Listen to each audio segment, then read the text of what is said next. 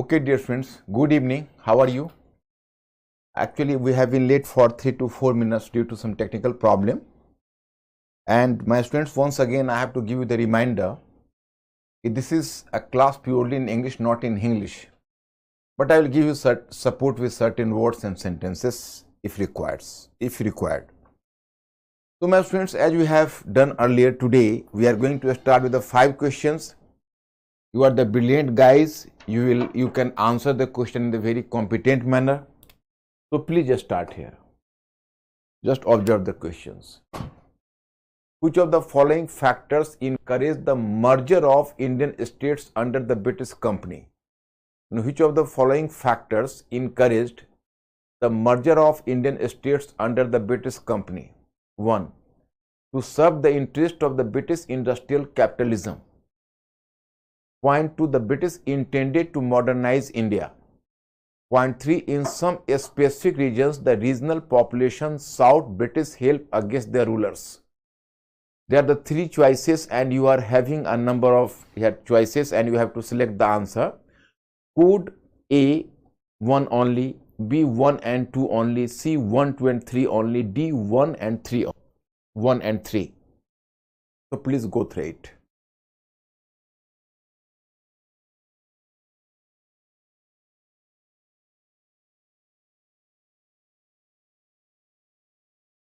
Choice number A. Yes, brilliant guy. You have given the right answer. To serve the interest of the British industrial capitalism. That is correct. But the British intended to modernize India. That is absolutely wrong. And choice 3, in some specific regions, the regional population sought the British help against their rulers. In some specific regions, the regional population sought British help against their rulers. Even that is wrong. Then you are just observing here the question number 2. With reference to the Rayat Waris system, consider the following statements. 1. Taxes were paid directly to the government by peasants. Point 2. The government used to give pattas to peasants. Point 3. Land revenue assessment was done periodically. Now, my students, you have to go through the choices. Choice A is code A 1 only.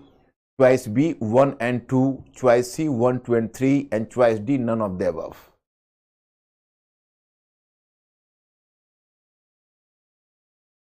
Be fast, my friends. Try to answer this question.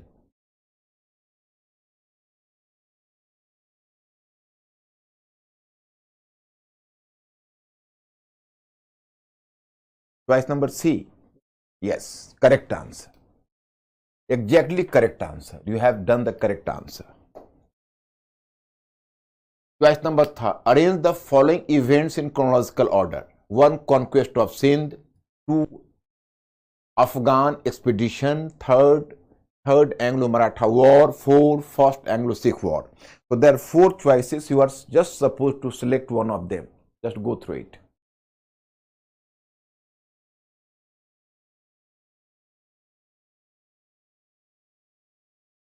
Go through them.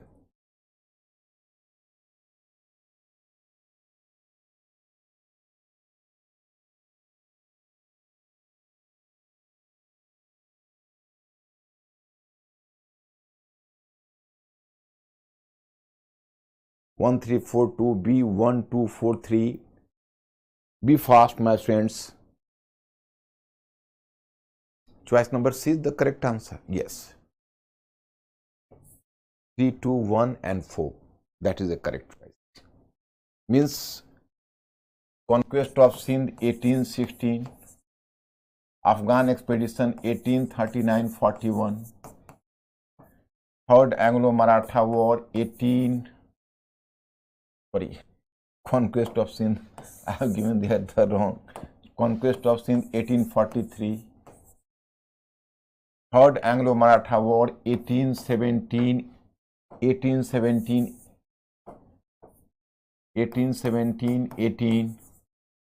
and First Anglo-Sikh War 1845-46.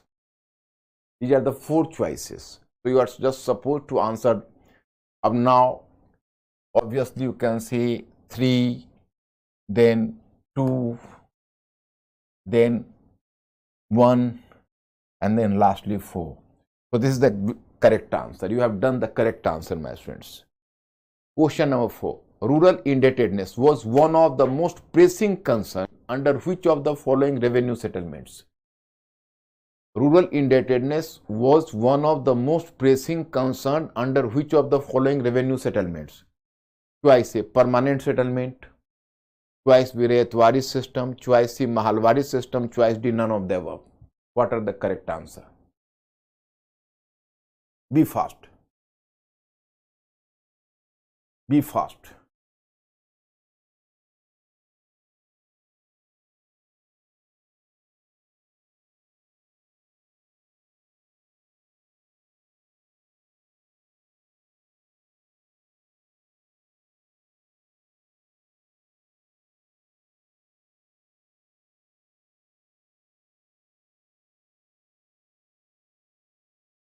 Be the correct answer. Yes. Rayatwari system. Why? My friends, actually this is a very ironical situation in the loan market. If you are having the better paying capacity, you would be offered the, the heavy quantity of loan, otherwise not. Now you can say that in Rayatwari in permanent settlement, the cultivators were not the master of the land. They were simply having the control over a part of the production. In Mahalwari system, there was the community ownership in one sense. Even the peasant was not free to transfer the land without the proper sanction from the community as a whole. In case of Rayatwari system, they were owning the individual ownership.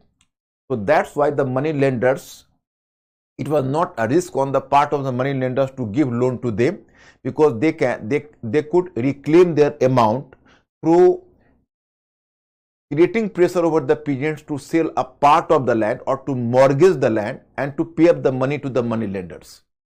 So that's why, my friends, in Rayatwari system, they could have easily provide the loans to the peasants, and peasants were actually used to take the loan because the loan in the loan market, the loan was available in heavy quantity, but they could not make a repayment in time due to some internal reasons. For example, you can say that they were already burdened with the heavy rate of land revenue, as well as the, you can say, usury system or the heavy amount of the interest of the money lenders. So obviously they were getting indebted. So this is the case here. So Rayatwari system is the correct answer. You are correct. Now, question number 5. Which of the following were direct outcomes of the decline of rural industries? 1. Rural poverty. 2. Rural indebtedness. 3. Development of commercial farming. Or point number 4, famine.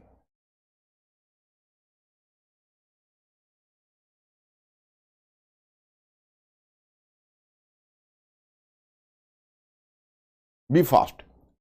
Choice A 1, 2 and 4, B 1, 2 and 3, C 1 and 3, D 1, 2, 3 and 4.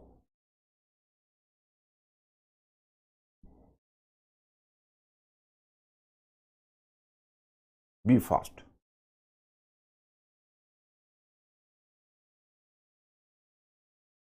D is the correct answer. Yes.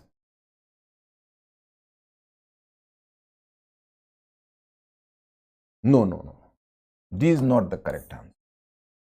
Ankur, ask them the correct answer. D is not the correct answer.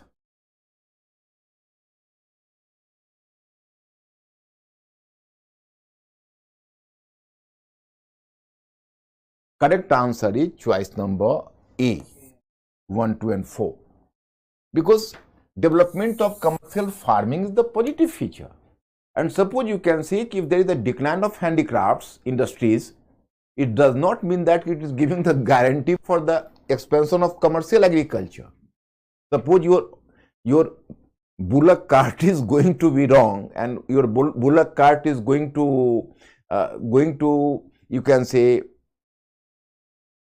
going to deformed or distorted, it does not mean that you are going to purchase an automobile. So My students, actually after all, the decline of handicrafts was a negative feature. It does never result into the expansion of commercial cropping. That is, both are the two different phenomena. So it should not be attached to the other factors like rural poverty, rural indebtedness and famine. But these are the exact impact of the, you can say, decline of rural industries. For example, you can say rural poverty, because the peasants would lose the purchasing power. Then you can say rural indebtedness. Yes. Then you can say point number 4, famine. So all are the 4 factors you find here. So all are the result of this point, what you know as the decline of rural industries. मतलब जो जैसे अब rural industries का decline हुआ, तो आप common sense से इसको पकड़िए, उससे क्या होगा, फेमाइन होगा. फेमाइन मतलब अकाल. Then you can say rural indebtedness. Rural indebtedness means कि ग्रामीण ऋणग्रस्तता. And then comes the rural poverty, ग्रामीण गरीबी.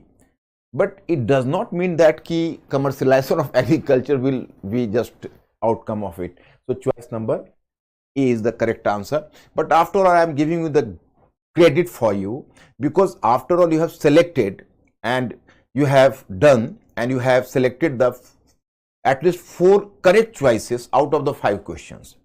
And the questions are standard questions where you can say that is really commendable. Your achievement is really commendable. I am going to praise you for that. मतलब मैं आपको जितनी भी तारीफ करूं कम है, क्योंकि अभी भी आप 4 क्वेश्चन करेक्ट कर रहे हो.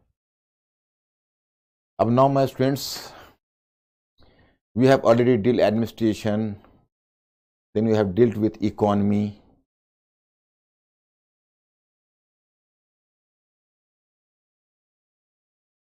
Make me clear. Ankur, is there any question, in any question I have given them the homework?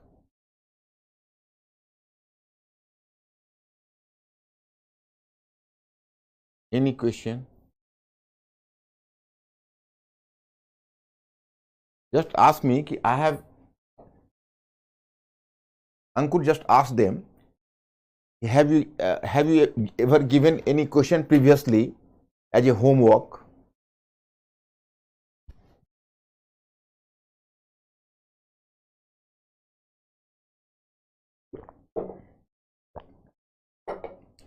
Ask my students, please give me the hint.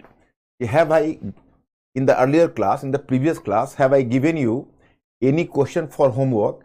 क्या मैंने आपको होमवर्क के रूप में कोई क्वेश्चन दिया था? Okay. Dalhousie. My students, please give me the hint. Have you answered this question? Have you tried this question? Are you in a position to answer this question? Are you okay in this question? Ankur, has he given the hint? I have asked this question to these guys. Ankur? Yeah? No, just tell me. Earlier, have they asked me, have they replied my question? I have already asked this question to him. मतलब मैंने ये question पूछा है, क्या उन्होंने reply किया है?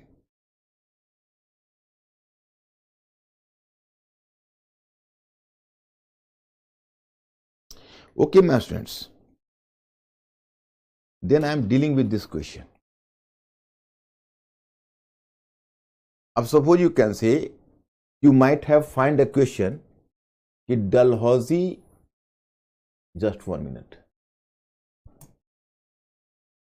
Dalhousie brought rapid changes in the map of British India, which could have not been possible only with the help of words. Examine the statement. अब suppose this is a question. Ankur, have they given the hint that I have already asked this question? And have they replied this question, or do they need any help?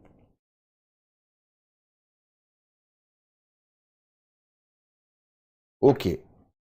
अब Dalhousie brought rapid changes in the map of British India, which could have not been possible only with the help of words. Examine the statement. Dalhousie, as a Governor General, was known for unrestricted imperialist expansion. India, as he guided by the interest of British industrial capitalism. For example, my students, here I have made you this point clear. Suppose once again I am starting. Suppose you find a question.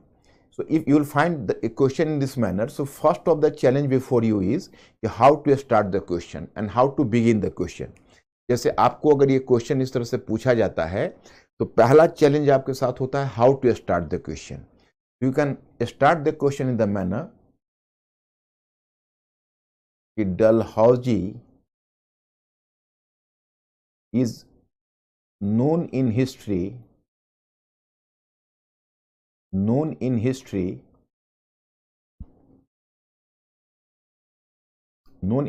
for unrestricted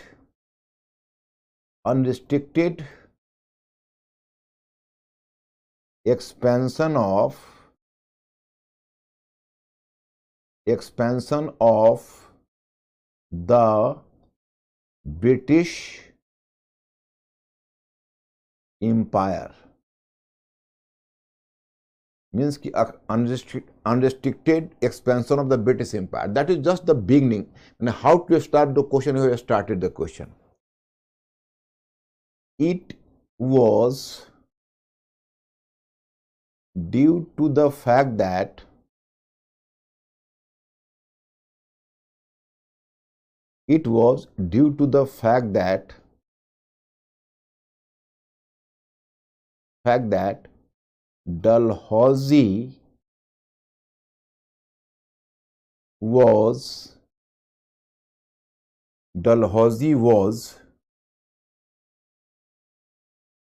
Dalhousie was guided by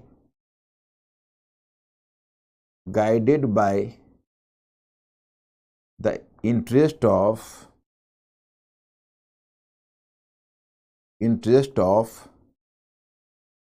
British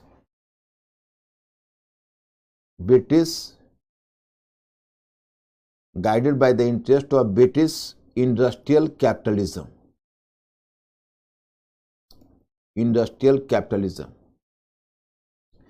My students, you are well aware of the fact that as Dalhousie was guided by the interest of the British industrial capitalism, my students, so that's why here I am telling you, in fact, why Dalhousie preferred the expansion, unrestricted expansion of the British Empire. It was due to the fact that Dalhousie was basically guided by the interest of industrial capitalism, whose objective was to expand the Indian market for the British manufactured goods and to convert India as a supplier of to convert India as a supplier of raw materials.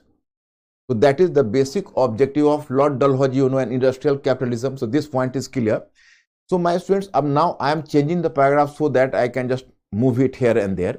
Then after that you will change your paragraph. After changing your paragraph, you will make this point clear. In order to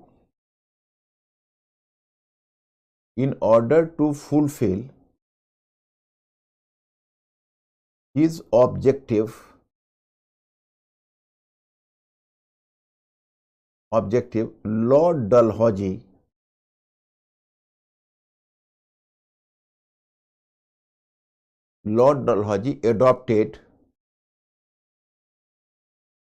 adopted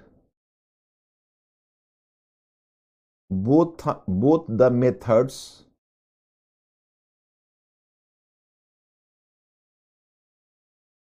simultaneously.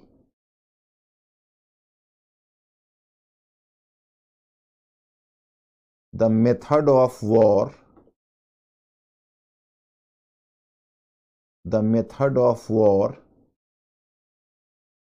and that of ideology. So my students, now you have just carried this paragraph up to this point, then you will change your paragraph and while changing your paragraph, you will make this point clear.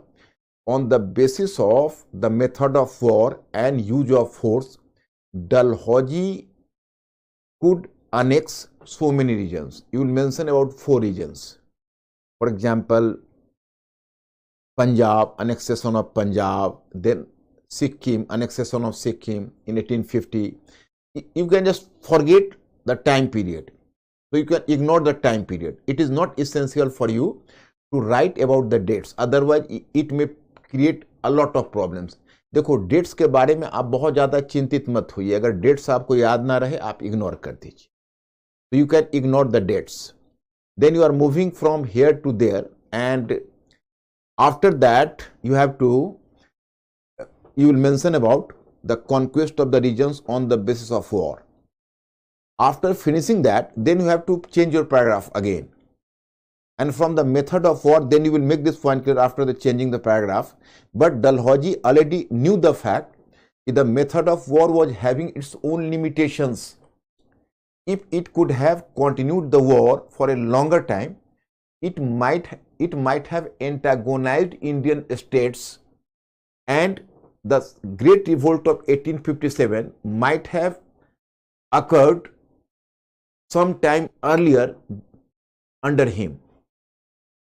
In order to avoid the situation, he adopted the method of ideology, and while using the method of or using the ideology like doctrine of lapse, he could annex 7 states. Even you can ignore the mentioning of names, 7 states simply. Not simply that, on the basis of the doctrine of misgovernance, he could annex a very important state like Awadh and then give the conclusion. That's over.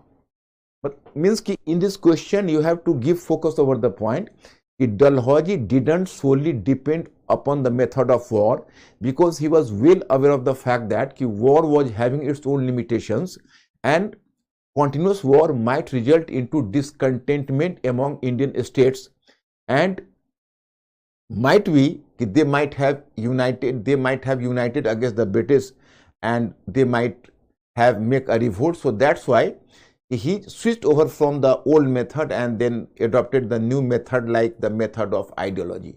So in this way you will finish your answer. So that is the method. That is the way you can do the question. Could I come to the topic now, my students? Mr. Ankur, any question? Any issue?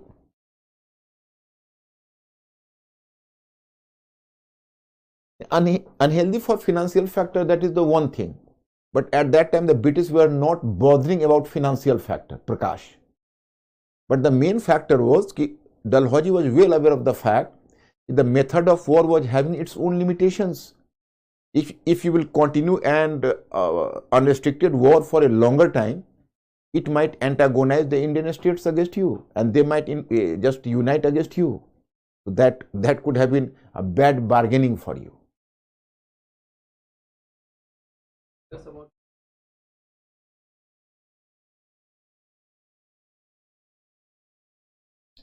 Solely depend over my notes and use the, actually you have to use the same method I have adopted in my class study material, and I am just delivering you in the form of the lecture. You have to follow my method and solely depend over my method. But you can go through the book in order to do the supplementary work. But whatever extra knowledge, extra informations you are gaining through the book, so better to formulate the informations under my formula. Means you should not try to use the books independently, otherwise it could create a lot of problems for you. Once again, just I am repeating my methods. Actually, I am having the specific method for the study of modern history. For the sake of convenience, we have divided them into 4 parts. The first part is the history of 18th century. It was having the 2 different sub-segments, the first half of 18th century and the second half of 18th century. In the first half of the 18th century, you have to simply cover the topic like disintegration of the Mughal Empire and the rise of the regional states. In the second half of 18th century, you have covered how did European companies emerged and what was the background behind their advent in India, and how did they compete with each other. And finally, after Carnatic War and the Battle of Plassey, the British company could transform itself from a commercial company to a political power. And then about the Diwani of Bengal, etc. After that, the relationship was just changed to a colonial relation. Earlier, it was simply a commercial relation because the British company was liable to pay the amount against whom it was collecting the products from India. But now the British company developed a purely colonial relation from commercial relation, and now it started to collect the revenue from within Indian state itself. It is on this basis, my student, in the second part I have divided on the basis of colonialism. The second part is colonialism, and even the history of colonialism had to be subdivided into three subparts: the mercantile phase of colonialism, the industrial phase of colonialism, and the financial phase of colonialism, Okay. And then, my students, I have already covered the mercantile phase of colonialism. Then I am just going through the topic industrial phase. I have just already given you the definition. Basically, colonialism is an economic relation, but it was going to affect the political, social, and cultural structure as well. So you have to follow the diagram. You have to understand the changes. We have, I think, economic changes I have done, and then during 19th century, the administrative structure of British India was guided by the interest of industrial capitalism. Examine the statement. We will go through this question. To what extent the judicial reforms in British India were inspired by the philosophy of Jeremy Bentham? Even this question you people might have done. For Charter Act of 1833 and 1860, And question, how did Rayatwari and Mahalwadi system affect the rural life of British India? You have to go through the question independently, and then we have to move to this topic. Then we have done this topic, cash and modern transport and communication line, positive aspects, negative aspects of this commercialization of agriculture. Then I have to deal with the famines, etc. Yes.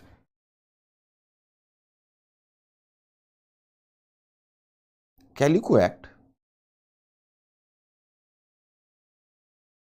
Calico was actually, the Europeans were just using the term calico for cotton cloths.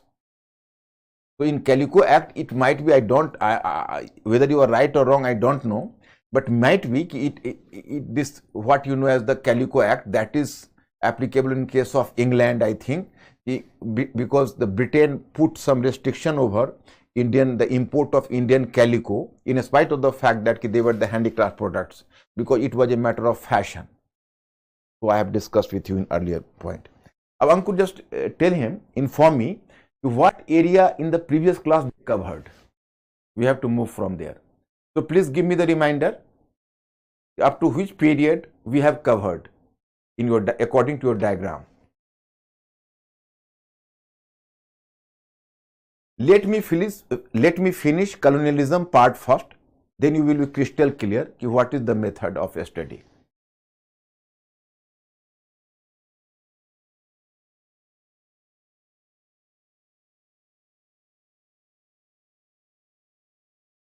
Please give me the reminder in the previous class we have left the topic up to which point? Railway complete ho gaya. Yes.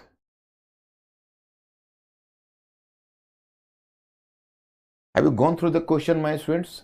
I have given certain questions because to dictate the answers of the question is difficult here, because it needs extra time, and even you people have to be harassed while writing the answers in the class itself.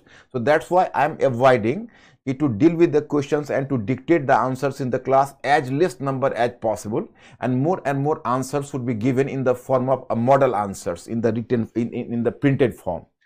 So this is your question, and what do you understand by commercialization of agriculture? How did it encourage the incidents like famine, poverty, and indebtedness in India? Explain. So this point is clear: poverty, rural indebtedness. They examine how the decline of traditional artisanal industry in colonial India depleted rural economy. Even that question is clear. Practice question: what according to you was the real nature of the economic policy adopted by the company transformation or colonization? Give arguments in favor of your view. Not transformation, you can say. Better to use term here modernization. Modernization. You may, here I can ask you the question later. What according to you was the real nature, the economic policy adopted by the company modernization or colonization? Give arguments in favor of your opinion. You have to take the stand here. Actually, the British were inclined to colonization. The British were inclined to do the colonization of Indian economy, but after effect of colonization was modernization. It was the unintended impact of the British rule. Keep in your mind, the intended impact of the British rule was colonization, but as the after effect was modernization. अगर कोई आपसे पूछे कि British ने Indian economy का modernisation किया या colonisation किया, तो आप यही कहना कि उनका बेसिक इंटेंशन कोलोनाइजेशन था, लेकिन उसके आफ्टर इफेक्ट के रूप में मॉडर्नाइजेशन हो गया. तो Bipin Chandra here preferred to use the term colonial modernization.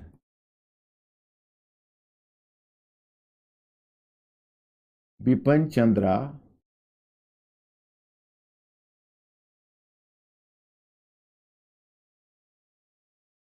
Femin से. Okay. So just observe here colonization, colonial modernization. This next one, as opposed to Europe, where railway had played a significant role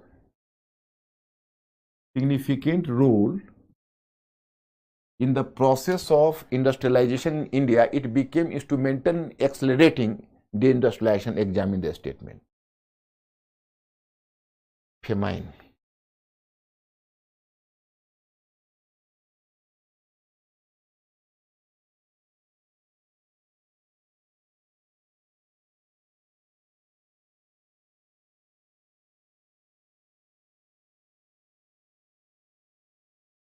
Okay. Famine, regions. Actually, my students, famines in Hindi, that is called akal. So here I have to discuss with you. There are the 4 points and the points are crystal clear. Simply I have to discuss with you. Why did famines occur under the British rule? Here I have to inform you that famines were not the new and stray phenomena in the history of India. In Indian history, famine, the incidence of famine was not a new thing. You will find the case of famine even during ancient period as well as during medieval period. But what is unique under the British rule was that there is the growing cases of famines here, the growing incidence of famines, too many famines within the limited time. So the growing cases of famines are the important feature of the British rule.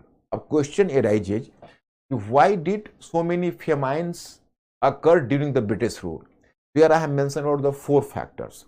One factor, you can say 2 factors are just moving towards. Here I have to inform you that 2 factors. 2 factors here you can say the lack of purchasing power.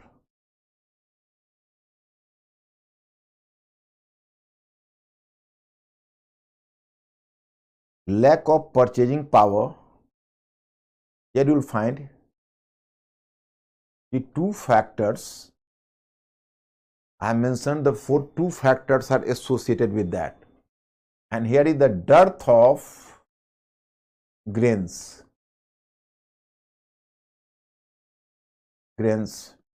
My students, I have to inform you, among the scholars who did the work on famine, we find some point of differences.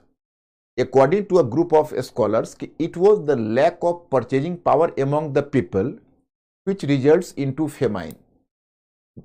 Because according to these scholars, in fact, in market, the grains and different commodities are available, but only those are having the access to the commodities or you can say grains which are having the purchasing power. So it is the game of purchasing power. And under the British rule, as the rate of land revenue was so exorbitant, कि peasants were lacking in proper purchasing power after making the payment of loan, after making the payment of land revenue. They were so badly indebted that they lost almost their purchasing power. So they could not, at the time of exigencies, they could not purchase the grains. So that is the one factor. Second one factor was that during the British rule and due to their, you can say, very damaging and very, you can say, detrimental industrial policy as well as the trade policy, there was a decline of handicrafts industries in India, because the Indian handicrafts could not compete with the products, with the British manufactured goods. So finally they had to move out and they have to go and they have to make an exit.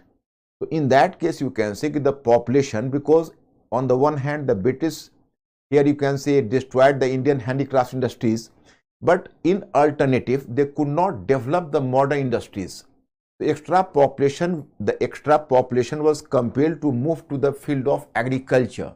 The agriculture was overburdened, and where you can say earlier you can expect suppose on some land, if there were 4 or 5 peasants, thoda sa temperature you have to do the slightly down temperature. Earlier you can say on a particular plot of land, if there were total 5 cultivators, so due to the extra burden, now the total number of cultivators increased up to 10. The agriculture was quite unable to provide them the sufficient amount of, you can say, money or resources. So actually, you know, it led to the further decline in purchasing power, because the people just lost their livelihood, you know, and agriculture was overmanned, populated. So it was the second one factor. In dearth of grains, so actually this first theory was given by Amartya Sen. Amartya Sen has given the first theory. According to Amartya Sen, the famous economist, the lack of purchasing power was instrumental behind the growing incidence of famine. The second one theory was given by Bibha Tripathi. He has tried to prove that in fact the dearth of grains was the instrumental behind the growing incidence of famine. And Bibha Tripathi has presented 2 examples. According to her, one example is, in fact, as there was the growing emphasis over the production of cash crops. So the cash crops replaced the coarse grains like jowar, bajra and maize. These were the coarse grains. I have, in the previous class, I have given you the example. Suppose this is the peasant, this is owning 10 bighas of land. So under the pressure of the government, you can say under the pressure of the commercial cropping and under the pressure of the payment of land revenue, so they were compelled to produce the cash crops in the part of their land. So such cash crops could have been grown at the cost of the coarse grains like jowar, bajra and maize. So obviously you can say that this resulted into the lack of purchasing power, the lack of grains for peasants. And suppose earlier in 10 bighas of land, they could produce the crops which could have sufficed to fulfill the need of the total members of the family for 1 year. So now these existing grains would simply provide the foods for 6 months. It led to the growing incidence of famine. मतलब अब मान लीजिए पहले उनको 1 year में जो production करते थे, जो 10 बीघा में प्रोडक्शन करते थे, उससे पहले उनको 1 ईयर्स का ग्रेन्स का रिक्वायरमेंट पूरा होता था. अब उससे 6 मंथ्स का ही पूरा हो पा रहा. So that is the problem. Famines हो गया है.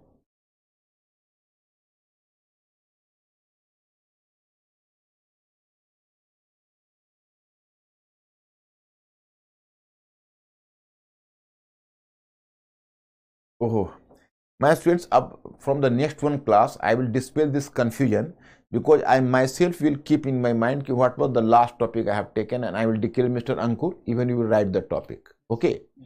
So from the next class, for today, I am sorry. I myself forget. I myself forgot in fact what topic I have to start. So might be railway, but I have already started famine here, so let me finish it at least.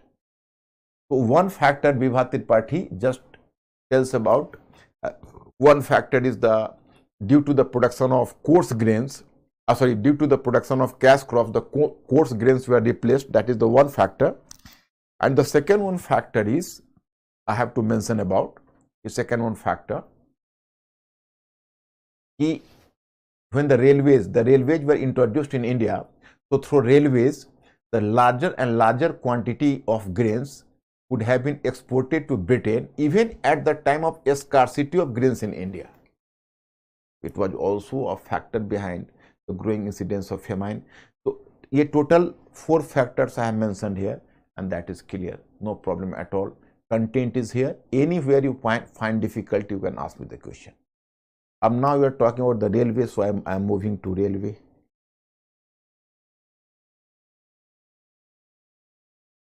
Acha, railways. Before famine, railways. Oh.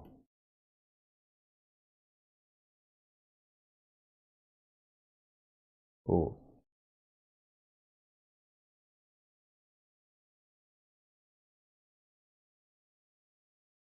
Railways.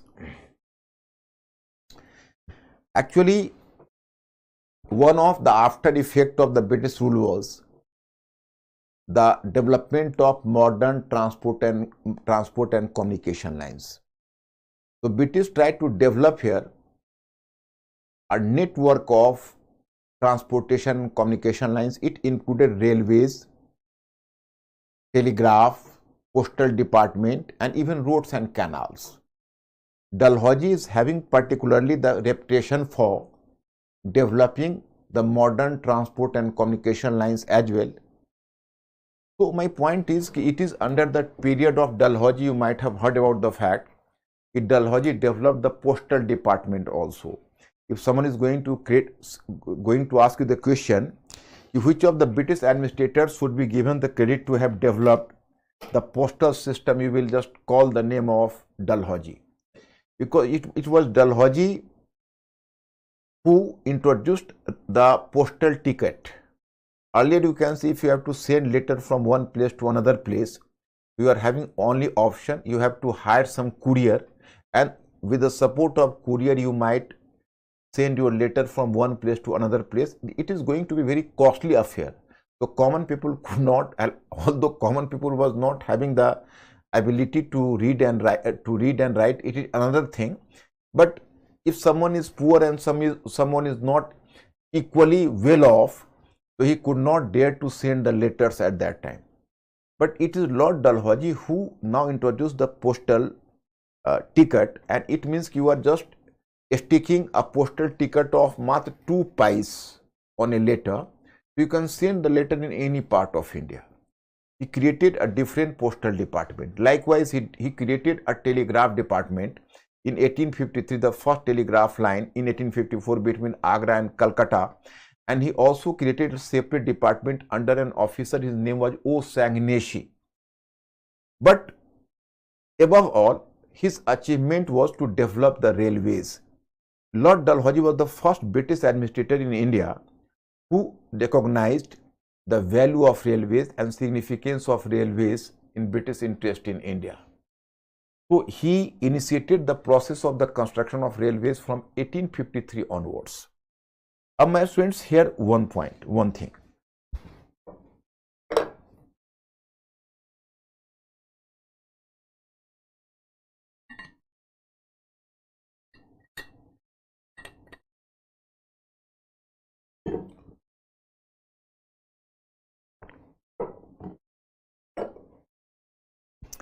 What is the objective behind or objectives behind the development of railways?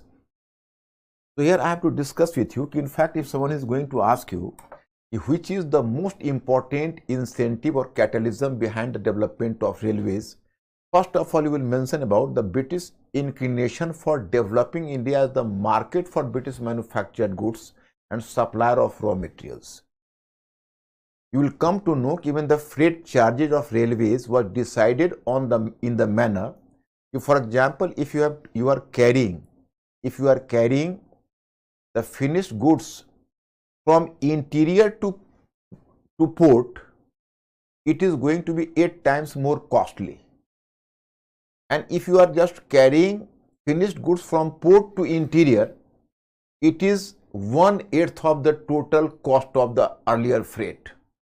मतलब मैं आपको इसको ज़्यादा clear कर दूं कि जैसे अब उनका इंटेंशन कैसा था उसका अनुमान आप you can estimate on this basis कि अगर आप फिनिश्ड गुड्स मतलब जो तैयार माल है, विनिर्मित वस्तुएं हैं, वो अगर पोस्टल से आप कोस्टल रीजन से मतलब पोर्ट से आप इंटीरियर में ले जाते हो तो मात्र आपको उसका 8वां भाग ही फ्रेट देना पड़ेगा, मतलब चार्जेस देने पड़ेंगे।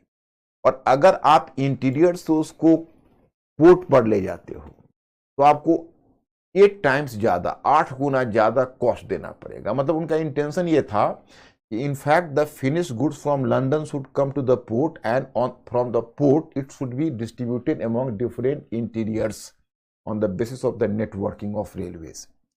Likewise, if you are supplying raw materials and you are just bringing and you are just carrying raw materials from port to interior, it is 8 times more costly. मतलब अगर आप पोर्ट से लेके इंटीरियर तक लाते हो raw materials को तो वो ज़्यादा आपको 8 गुना ज़्यादा कॉस्ट लेंगे। क्यों? क्योंकि उनका इंटेंशन ये है कि यहाँ से इंटीरियर से रॉ मटेरियल्स पोर्ट पर जाए, बंदरगाह पर जाए, वहाँ से ना आए।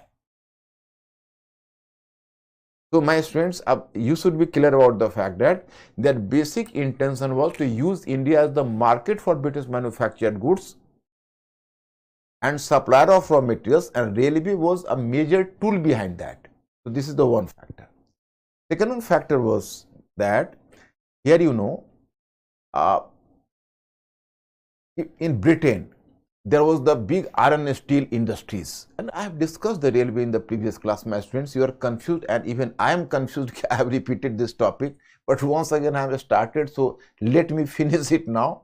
Actually in Britain there was the foundation of big industries, and these industries were the iron and steel industries. So my students, here the iron and steel industries were waiting for the order from India, because that might have, because the coach, the railway, you can say iron and steel, the railway coach, the railway engine, all were directly imported from London. So this was the second one factor. Third one factor was in Britain there was accumulation of wealth. So as there was the accumulation of wealth and accumulation of money due to industrial revolution, so a heavy capital was waiting there. So capital was just searching some sort of, you can say, outlet, where to invest the capital that will bring extra profit. So here the colony was a preferred destination, because in colony the labor was cheap. So as the labor was cheap, so you can expect the better return on the capital.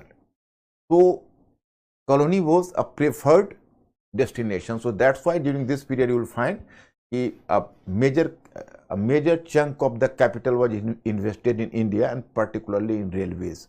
So and there was a provision for 5% guaranteed profit.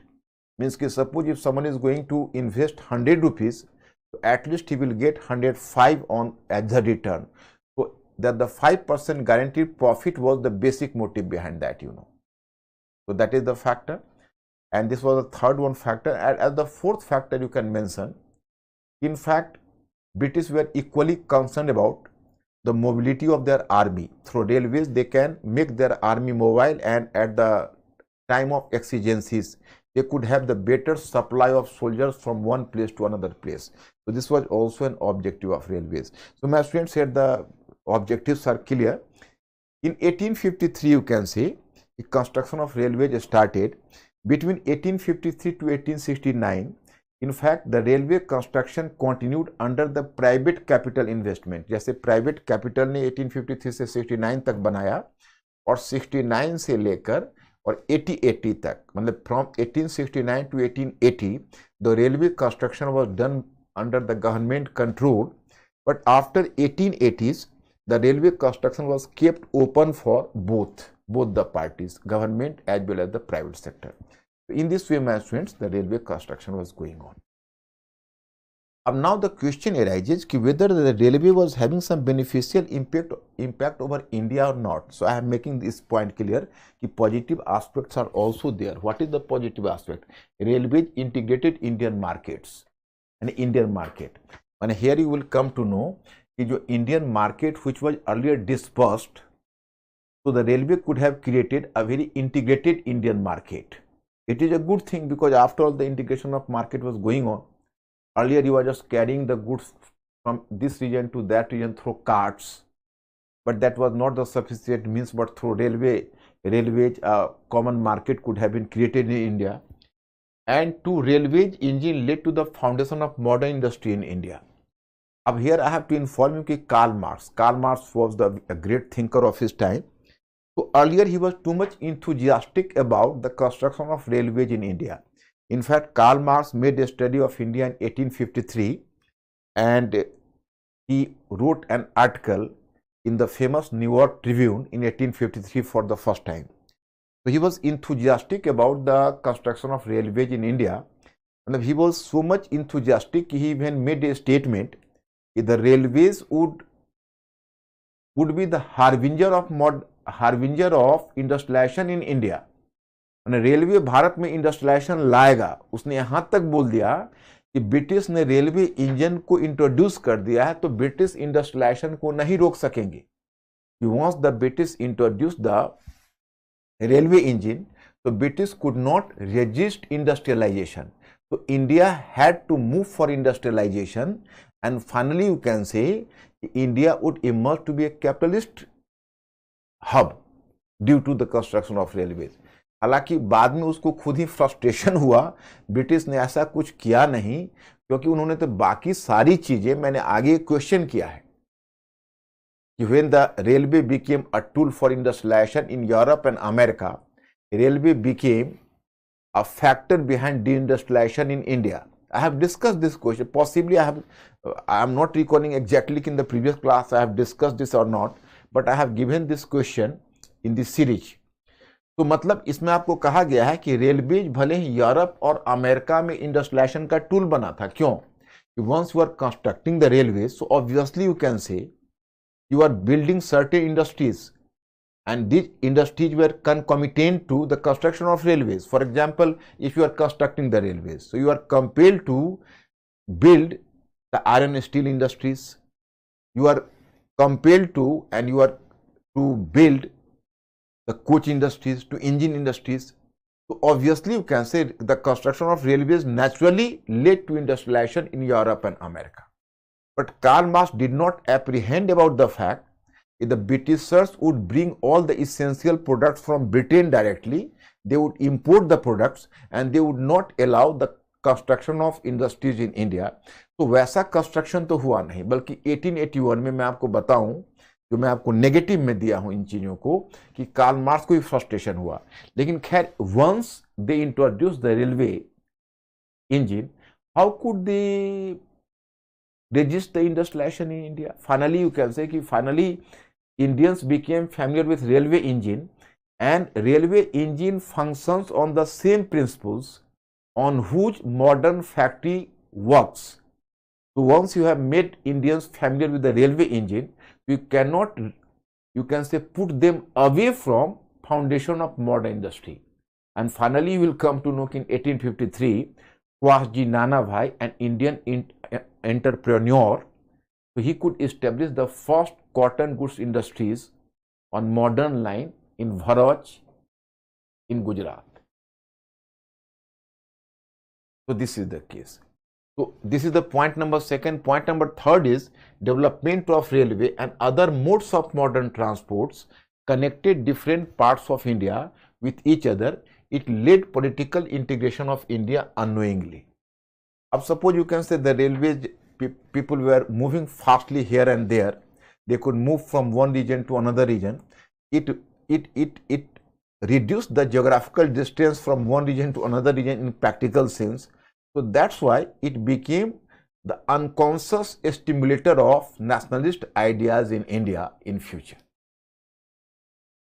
So these were the certain benefits of railways, but it was more damaging than beneficial initially, you know. it was more detrimental to India than beneficial. For example, here you can say negative aspects. Home charges increased and impacted Indian treasury negatively. Once you can say home charges, what is home charges? I will teach you about home charges in third phase, in financial phase. My students, you have to wait for that. But in sum total, I am telling you, actually Indian government means British government, which took a lot of, Indian government means in the government which was working in India. So that took the loan from British private capitalists as well as the British government in construction of railways.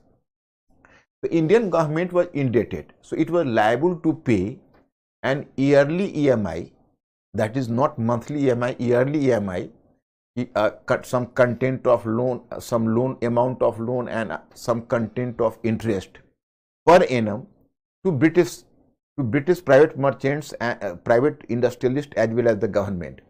So some certain amount was being transferred from India to Britain every year. So as the certain amount was regularly transferred per annum, so that is called home charges.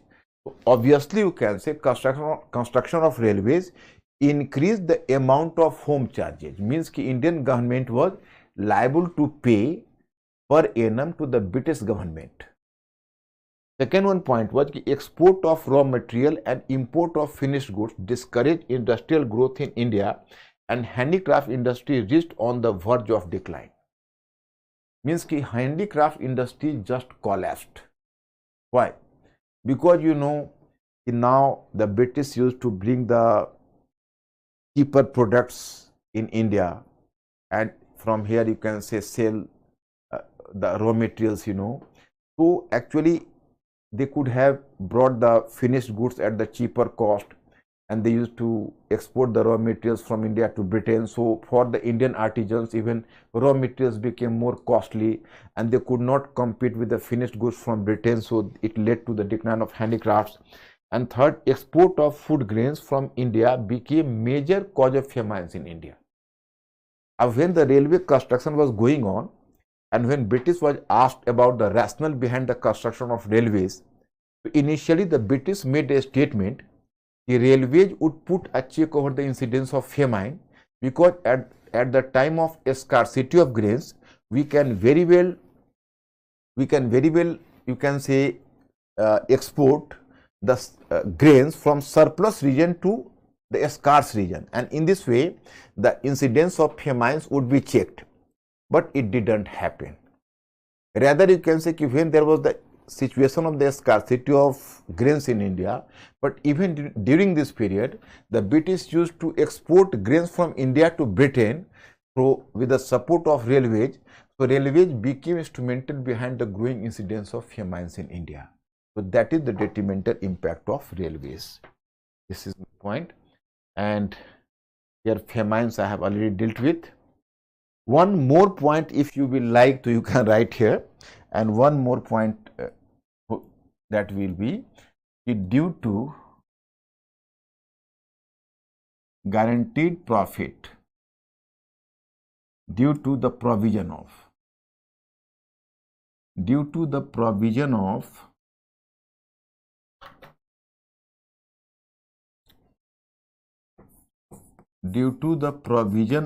guaranteed profit,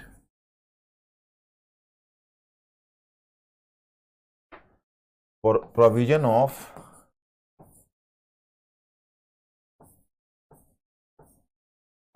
guaranteed profit,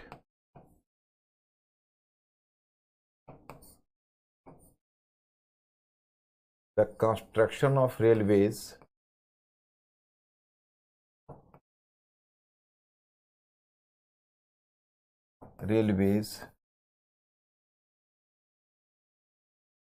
became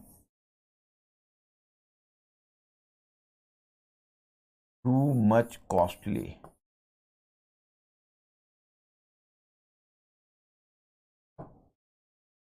The construction of railways too much costly. And due to the provision of guaranteed profit, the construction of railways became too much costly. Okay. costly, right? So this is all about railways. Mines, drain of wealth. Drain of wealth is very another fair. Actually, whenever you are talking about the drain of wealth, my friends, so drain of wealth took different forms during the different phases of colonialism. मतलब मैं आपको बताना चाहता हूं कि drain of wealth का मतलब होता है धन की निकासी, आप लोग जानते होंगे।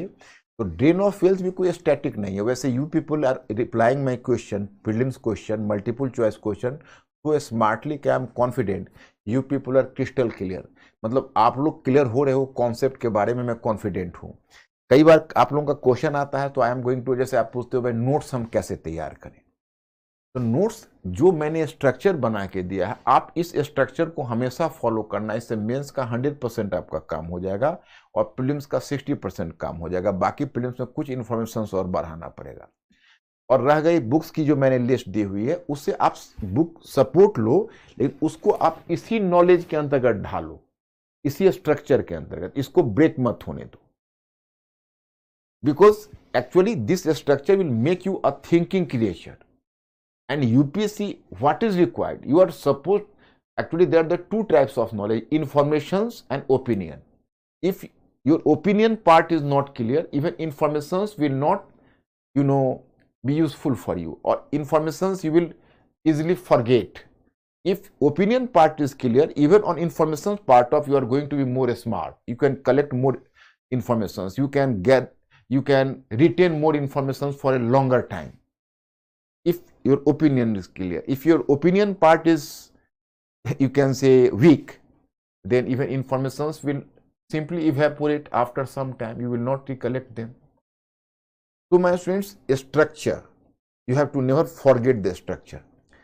So in the commercial phase of colonialism, I have told you that there was the origin of drain of wealth. If I am going to ask you the question, you are the smart guy, you will definitely answer my question. Origination started when the British company just started to collect the revenue from Bengal, and a part of revenue was being used for the purchase of the Indian products. So as the revenue belonged to India and even amount belonged to India and products belonged to India, so that created additional problem, and the India was not getting in return. So it was in one sense the phenomena of drain of wealth, origination of drain of wealth. Yes.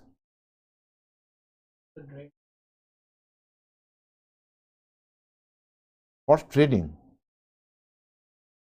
Horse trading. Others, your question is not clear. What do you mean by horse trading? Horse trading is a phrase. So drain of wealth, horse trading in India. No. Actually, from where you have taken the question? Others, your question is not clear. Please make me more clear about your question. Then I will answer your question. Any further question?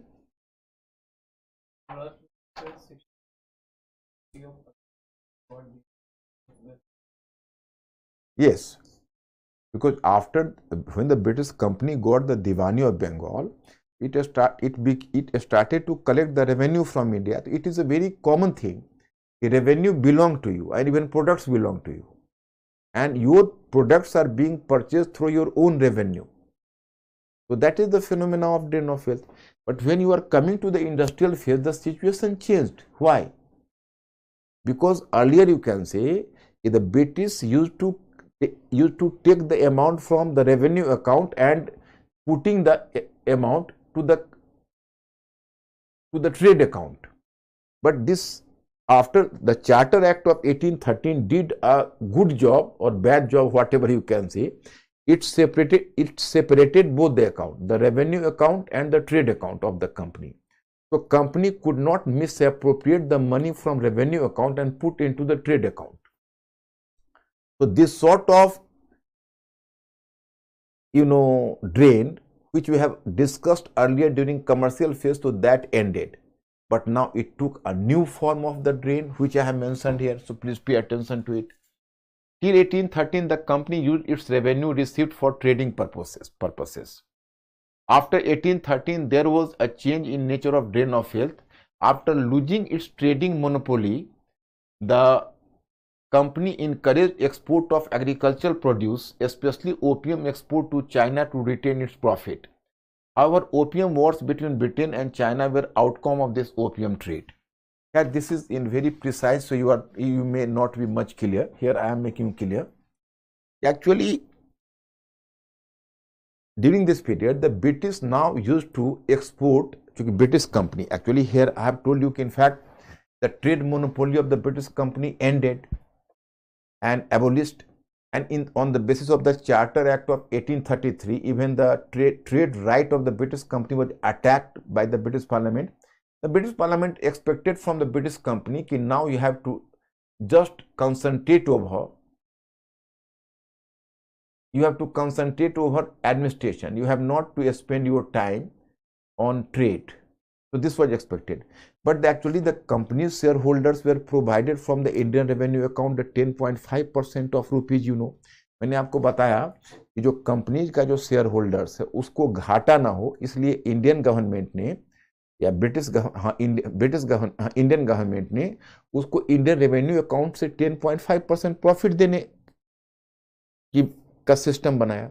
लेकिन चूंकि company के share holders को तो 100% का profit खाने की आदत थी, 10.5% से क्या होगा? तो under the pressure of British shareholders, now British company started to export raw materials from India to Britain, where the raw materials could have been appropriated from Indian peasants at relatively cheaper cost or at the throwaway price, and they used to export elsewhere and a larger profit was being reaped. So British company here you can say exported a large amount of Indian resources in the form of raw materials from India to elsewhere at the cheaper rate. Opium. The Indian peasants had to produce opium and the British company's government took the opium under its direct monopoly, and this opium had to export it to China, and in return the British company used to take silk and tea from China at almost free in return of Indian opium. So opium was produced in India. It was exported to China. The Chinese people took the opium that was going to affect their economy and health both, and the British used to get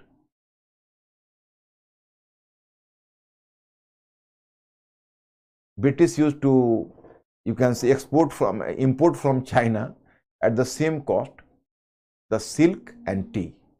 It was almost at the free rate. So this is a new phenomenon of drain of wealth under the British rule. My students, what about the question? You people will go through the question. What do you understand by commercialization of agriculture? How did it encourage the incidents like famine, poverty, and indebtedness in India? Explain. So I think you will go through it. It will not create problem for you. If any problem you will find, you will ask me, because it is a written question. It is simply the wastage of time for you, we people.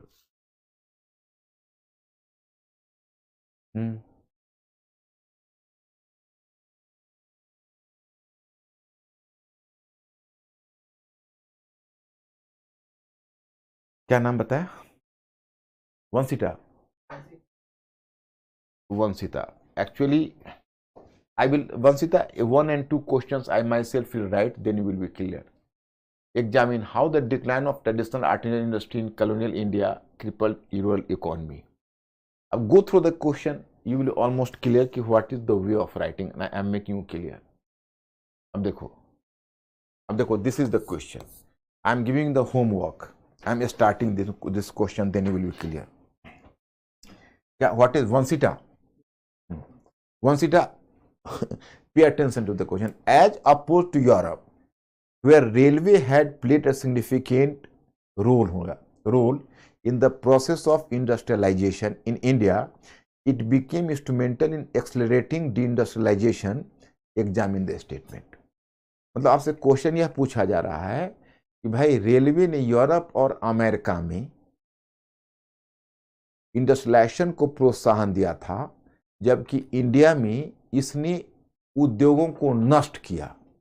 इस statement का परीक्षण करिए, question का demand है। अब देखो कहते हो कि कैसे स्टार्ट करें, तो एक पुरानी कहावत है, जितना शक्कर डालोगे उतना मीठा होगा। My question is how much amount of sweet you will just drop into your tea will be sweet, or you can say not sweet, or you can say what you know as the stale. It depends upon your quantity of the sweet. The same happens in course of the question writing. If you are having the conceptual clarity, you will definitely produce a good answer. In this question, I can start in the manner.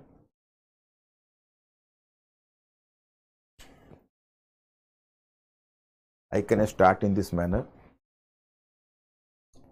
It will allow me to, I can change the page.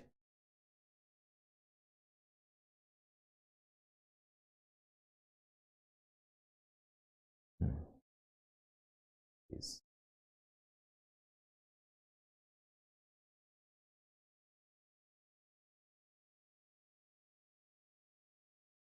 The impact of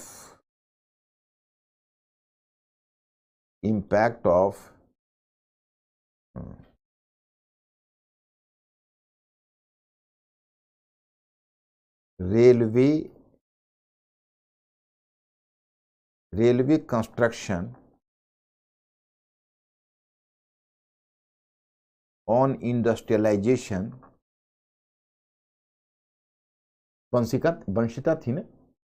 Vanshita, pay attention to it. The impact of railway construction on industrialization took different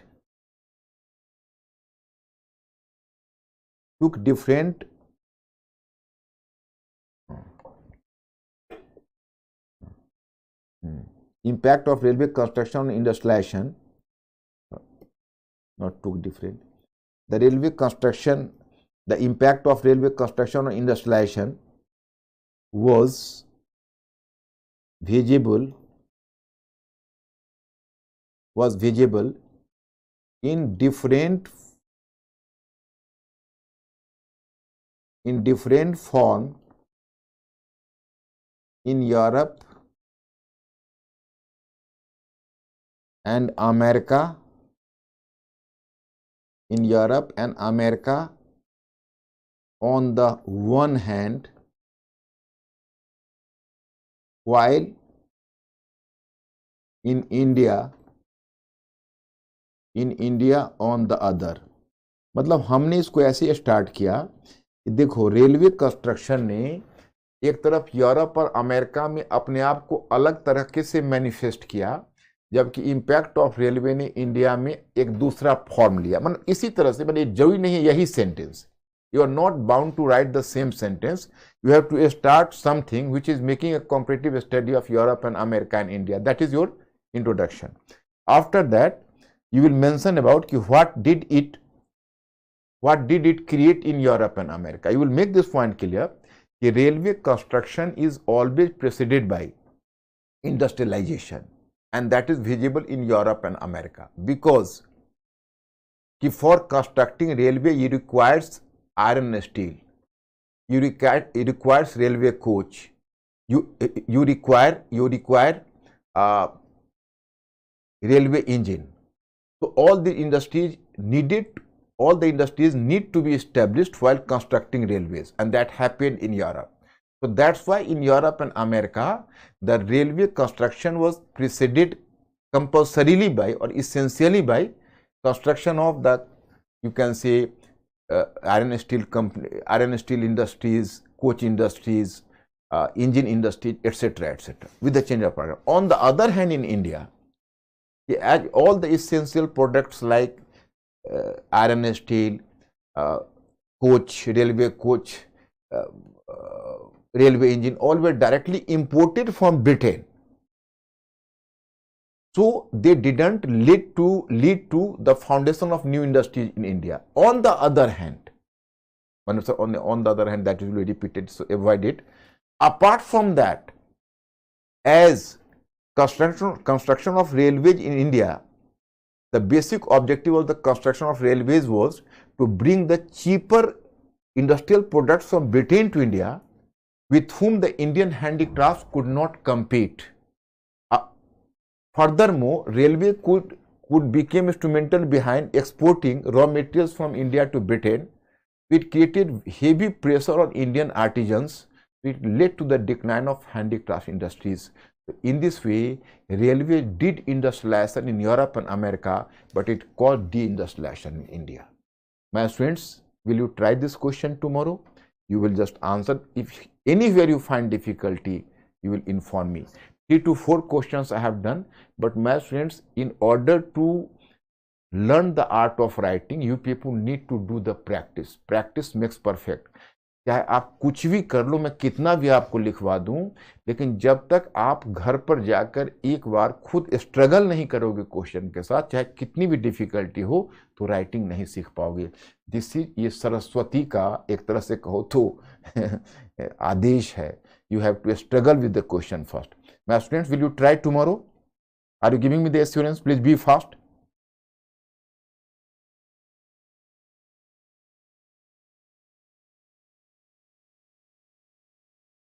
Will they try? My students, अब once again return to the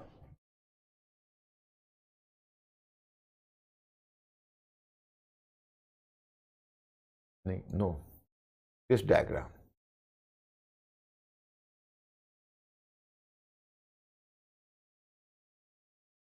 This diagram. You have done this one, this one, this one. Now you are coming towards social reforms. It will not take much time. But my students, today I will not finish it because you already know the fact that today I have almost been late and my time is almost over.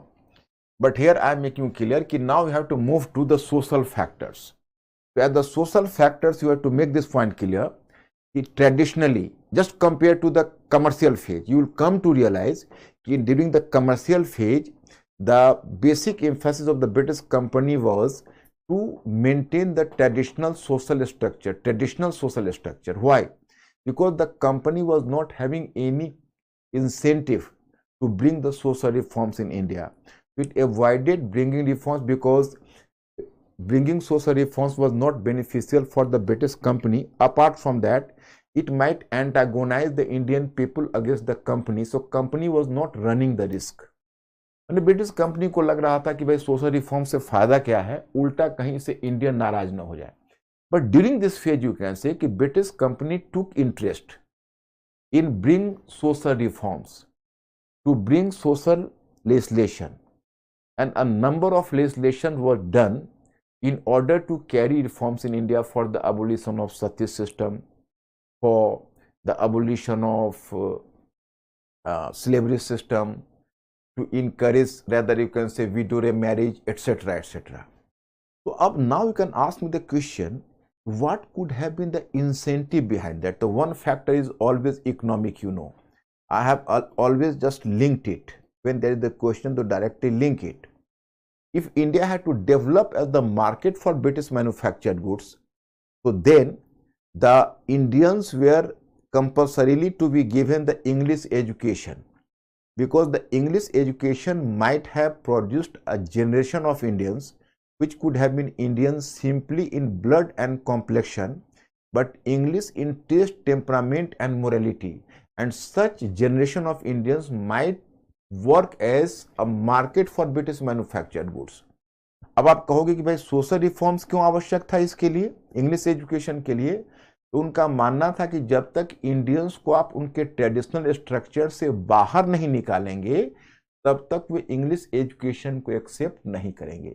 और उनको traditional structure से बाहर निकालने के लिए आपको social reforms लाना होगा. Once again I am repeating. Actually, in fact, there was a perception if Indians had actually, if you are going to introduce the English education, so outrightly the Indians would not accept English education. For that, they required to be brought outside of their traditional mold. And once you are bringing them outside from the traditional mold, only then they could accept the English education, and English education might have created a market for the British products. So this was the one factor. But my friends, keep one thing in your mind. If 80% is the colonial interest, so at least 20% was ideological factor. That is cultural policy, ideological factor, you know, 20%. Because in Britain there was the rise of a new group of thinkers like liberal thinkers and utilitarian thinkers. I will discuss about them, about English education, liberal, and if possible I will provide you the study material for financial phase. After dealing with all these parts, if I will have the time, I will start even financial phase tomorrow. So my friends, for today I am sorry. In the previous class I forgot what was the last topic I have finished, but from today I will be mentally alert, and even you people will be mentally alert for that. And so today I have to stop here because I am having the limited time, and from 8 o'clock 8 p.m. I am having simply 5 minutes margin for taking the rest. Then I have to start a Hindi medium batch from 8 p.m. So my students, here I am staying here, and tomorrow after finishing it I will start financial phase. But all the rest of the topics you will go through it, and tomorrow I will send you the new study material like financial phase first, then I will start. Thank you very much. I will see you tomorrow.